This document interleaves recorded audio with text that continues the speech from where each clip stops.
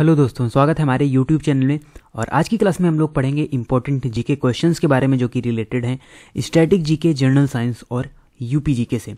तो जैसा कि हमारी ये सीरीज चल रही है जनरल नॉलेज प्रैक्टिस सेशन के रूप में, और जिसमें हम एसएससी सीजीएल यानी SSC CHSL, SSC MTS, NTPC CBT 2 जो होने वाला है, उसके अलावा यूपी लेखपाल के जो भी इंपॉर्टेंट जीके क्वेश्चंस हैं उनके बारे में हम डिस्कस करते हैं। 2 क्लासेज इसकी ऑलरेडी हो चुकी हैं और आज की क्लास में हम फिर अगले जो हमारे 12 क्वेश्चन हैं उनको डिस्कस करने वाले हैं। तो चलिए स्टार्ट करते हैं और देखते हैं आज का सबसे पहला क्वेश्चन। और सबसे पहला क्वेश्चन है, भारत के संविधान की प्रस्तावना में प्रयुक्त शब्द समानता, स्वतंत्रता और बंधुत्व किस संविधान से लिए गए हैं? तो देखिए, संविधान के कई सारे स्रोत हैं, यानी मौलिक अधिकार जैसे और मौलिक मूल कर्तव्य जो हमारे हैं वो अलग अलग देशों के संविधान से लिए गए हैं। तो वही आपसे यहाँ पर पूछा जा रहा है कि जो हमारी संविधान की प्रस्तावना है उसमें 3 शब्द प्रयुक्त हुए हैं, समानता, स्वतंत्रता और बंधुत्व।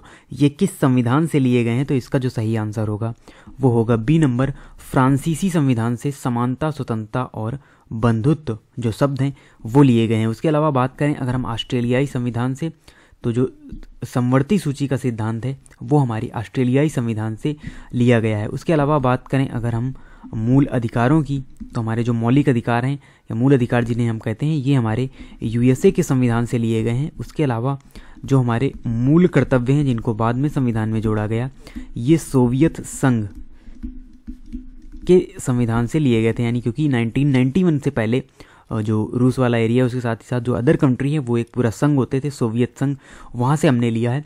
उसके अलावा अलग अलग देशों से अलग अलग जो स्रोत है संविधान के वो हमको प्राप्त हुए हैं, जैसे जो नीति निर्देशक तत्व हैं वो हमने आयरलैंड के संविधान से लिए हुए हैं। तो इसी प्रकार से बहुत सारे स्रोत हैं संविधान के और इनसे रिलेटेड क्वेश्चंस हर एक एग्जाम में आपको देखने को मिलेंगे। बढ़ते हैं अगले क्वेश्चन की ओर। अगला क्वेश्चन है, संचारी रोग अप्रत्यक्ष रूप से 5FS के रूप में जाने जाते हैं। इसका मतलब 5F होते हैं, इनके रूप में जाने जाते हैं और निम्न में से उनमें से कौन सा नियोजित नहीं है, और इसीलिए यहाँ पर हमने ऑप्शंस को रखा हुआ है इंग्लिश में, क्योंकि सभी देखिए शब्द जो हैं यहाँ पर F से स्टार्ट हैं।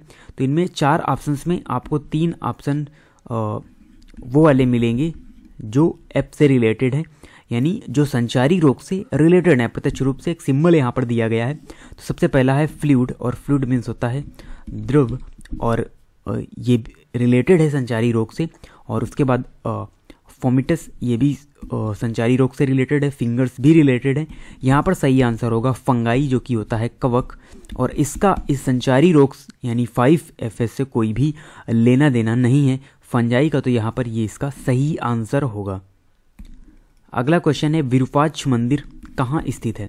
तो अगर हम बात करें विरूपाक्ष मंदिर की, तो बहुत सारे देखिए टेम्पल हैं हमारी इंडिया में और इनसे रिलेटेड क्वेश्चंस पूछे जाते रहते हैं अलग अलग एग्जाम्स के अंदर कि कौन सा मंदिर कहाँ पर स्थित है। तो ये जो विरूपाक्ष मंदिर है हमारा, ये स्थित है हम्पी में। और हम्पी कहाँ है? तो ये एक कर्नाटक का शहर है हम्पी, और यहीं पर स्थित है विरूपाक्ष मंदिर। और हम्पी में और भी बहुत सारे जो टेम्पल्स हैं वो यहाँ पर उपस्थित हैं। अगला क्वेश्चन है, 383 ईसा पूर्व में द्वितीय बौद्ध परिषद का आयोजन कहाँ हुआ था? तो देखिए, अगर हम बात करें बौद्ध धर्म की, तो हम एंशिएंट हिस्ट्री के अंतर्गत पढ़ते हैं बौद्ध धर्म के बारे में, और बौद्ध धर्म में हमको पता चलता है कि यहाँ पर 4 बौद्ध संगीति का आयोजन किया गया। बौद्ध संगीति का मतलब है कि हम धर्म का प्रचार प्रसार कर सकें इन संगीति के माध्यम से, इन बौद्ध परिषद के माध्यम से। तो 4 बौद्ध संगीति का आयोजन किया गया बौद्ध धर्म के अंदर। और यहाँ पर आपसे पूछा जा रहा है द्वितीय के बारे में, यानी जो दूसरी बौद्ध परिषद है उसका आयोजन कहाँ पर किया गया? तो इसका सही आंसर होगा वैशाली। तो वैशाली में ही जो सेकंड बौद्ध संगीत थी उसका आयोजन किया गया। तो चारों के बारे में हम यहाँ पर शार्ट में देख लेते हैं। तो बात करें अगर हम फर्स्ट बौद्ध संगीत की, तो इसका आयोजन किया गया था 483 ईसा पूर्व में। और कहाँ पर? तो ये किया गया था राजगीर में। और ये क्वेश्चन भी कई बार पूछा जा चुका है कि सबसे पहली यानी प्रथम बौद्ध संगीत का आयोजन कहाँ पर किया गया था। उसके बाद दूसरी तो हो गई वैशाली में 383 में। उसके बाद जो थर्ड आती है 251 ईसा पूर्व में, 251 ईसा पूर्व में। और यहाँ पर इसका जो आयोजन किया गया वो किया गया पाटलिपुत्र में। उसके बाद जो हमारी 4th नंबर की आती है, इसका जो आयोजन किया गया प्रथम सदी में कश्मीर के कुंडलवन में।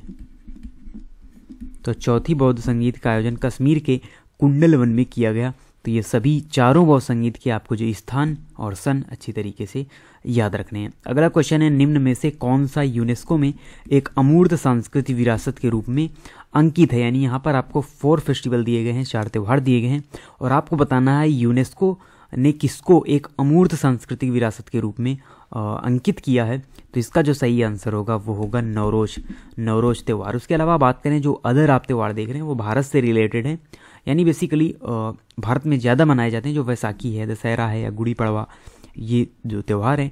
उसके अलावा बात करें अगर हम नवरोज त्यौहार की, तो ये बेसिकली एक फ़ारसी त्यौहार है, यानी फ़ारसी न्यू ईयर भी इसे हम कहते हैं, फ़ारसी न्यू ईयर है।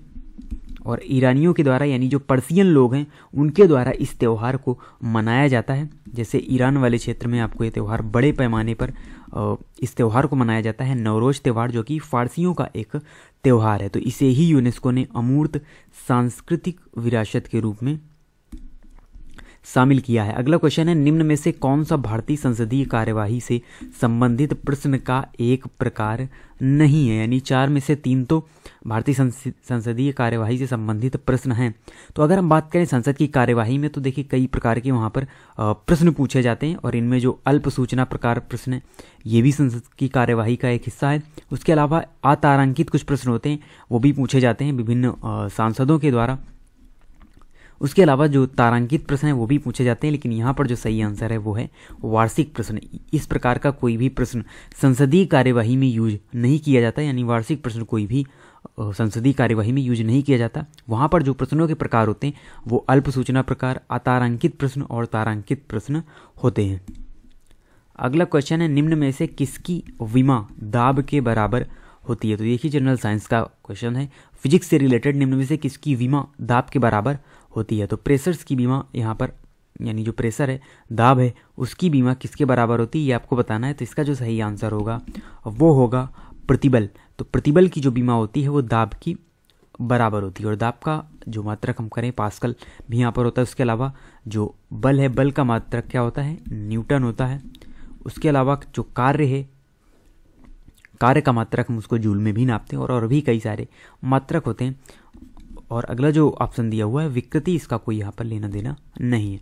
अगला क्वेश्चन है, यूपीजीके से रिलेटेड रोजगार की दृष्टि से उत्तर प्रदेश का सबसे बड़ा उद्योग कौन सा है। यानी उत्तर प्रदेश का ऐसा कौन सा उद्देश्य है जिसमें सबसे ज़्यादा रोजगार है। रोजगार की दृष्टि से अगर हम बात करें तो यहाँ पर हथकरघा उद्योग।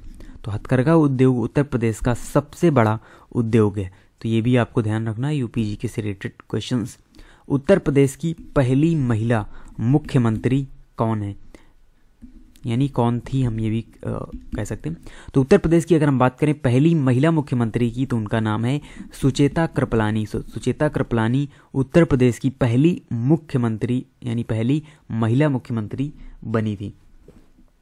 तो ये नाम आपको याद रखना है। अगला क्वेश्चन है, डी ब्रीज, वैज्ञानिक डी ब्रीज ने किस सिद्धांत का प्रतिपादन किया था, ये आपको बताना है। तो यहाँ पर जो सही आंसर होगा वो होगा उत्परिवर्तन का सिद्धांत। तो वैज्ञानिक जो डी ब्रीज हैं उनके द्वारा उत्परिवर्तन के सिद्धांत का प्रतिपादन किया गया। अगला क्वेश्चन है, दुग्धजनक हार्मोन का स्राव कहाँ पर होता है। यानी जो दुग्धजनक हार्मोन है उनका स्राव कहाँ पर होता है, स्तन ग्रंथि, प्लेसेंटा, अंडाशय या पीयूष ग्रंथि। तो यहाँ पर जो सही आंसर होगा वो होगा डी नंबर, पीयूष ग्रंथि, जिसे हम मास्टर ग्लैंड भी कहते हैं। तो यहीं से जो दुग्धजनक हार्मोन है उनका स्राव होता है। तो ये बात आपको याद रखनी है। पीयूष ग्रंथि से आपको कई सारे यहाँ पर कार्य मिल जाएंगे। पीयूष ग्रंथि काफ़ी इंपॉर्टेंट है अंतःस्रावी ग्रंथियों के अगर अंदर हम बात करें तो पीयूष ग्रंथि इज वेरी इंपॉर्टेंट, क्योंकि कई सारे जो इंपॉर्टेंट हार्मोन्स हैं उनका स्राव पीयूष ग्लैंड से ही हमको देखने को मिलता है। पिट्यूटरी ग्लैंड भी इसे हम कहते हैं। अगला क्वेश्चन है, पेनिसिलिन की खोज किसने की है। तो आपको बताना है पेनिसिलिन जो होता है उसकी खोज किसने की है। तो इसकी खोज की है वैज्ञानिक अलेक्जेंडर फ्लेमिंग ने। तो वैज्ञानिक अलेक्जेंडर फ्लेमिंग में 1929 में, और फर्स्ट जो वैक्सीन है वो बनाने का जो श्रेय है वो भी अलेक्जेंडर फ्लेमिंग को ही जाता है। तो अगर इस प्रकार से भी क्वेश्चन आपसे पूछा जाता है कि जो सबसे पहले वैक्सीन का निर्माण किसने किया था, तो वैज्ञानिक अलेक्जेंडर फ्लेमिंग ने ही सबसे पहले वैक्सीन का निर्माण किया था। प्रथम एंटीबायोटिक की खोज की थी वैज्ञानिक अलेक्जेंडर फ्लेमिंग ने। और पेनिसिलिन का बेसिकली यूज किस में किया जाता है, तो जो भी कवक जनित रोग होते हैं, यानी कवक से उत्पन्न जो रोग होते हैं उनके इलाज के लिए पेनिसिलिन का यूज किया जाता है। और वैज्ञानिक का नाम आपको याद रखना है अलेक्जेंडर फ्लेमिंग। उसके अलावा बात करें अगर हम लुई पाश्चर की, तो रेबीज का जो टीका है, यानी रेबीज का जो टीका है उसका निर्माण किया है किसने? लुई पाश्चर ने। वैज्ञानिक लुई पाश्चर का नाम भी आपको याद रखना है। तो ये हमारे आज के इंपॉर्टेंट 12 क्वेश्चन थे। पीडीएफ ऑलरेडी टेलीग्राम चैनल पर अवेलेबल थी, वहाँ से आपने जरूर इन क्वेश्चंस को प्रैक्टिस किया होगा, और नहीं किया तो डेली बेसिस पर क्लास से पहले वहाँ पर पीडीएफ अपलोड की जाती है, वहाँ से आप पहले क्वेश्चंस को प्रैक्टिस करें, दिन फिर आप यहाँ से क्वेश्चन को मैच कर सकते हैं। तो इसी प्रकार से चैनल से जुड़े रहें।